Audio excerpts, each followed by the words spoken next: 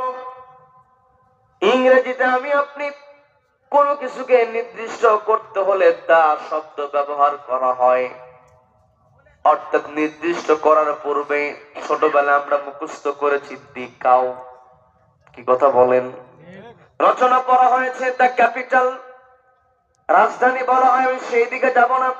নির্দিষ্ট করে দেওয়া হয় দা শব্দ দ্বারা। ঠিক তেমনি আরবিতে কোনো কিছুকে নির্দিষ্ট করতে হলে আরবিতে যখন নির্দিষ্ট করা হয়, ওই নির্দিষ্ট করার জন্য শব্দের সামনে আলিফ লাম যুক্ত করতে হয়।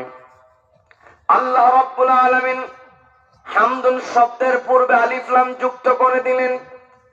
হামদুন শব্দের পূর্বে আলিফ লাম যুক্ত করে রব্বুল আলামিন আমাকে আপনাকে বুঝিয়ে দিলেন, এই পৃথিবীতে যত প্রশংসা আছে সমস্ত প্রশংসা কেবলমাত্র হবে রবের। কি কথা বলেন?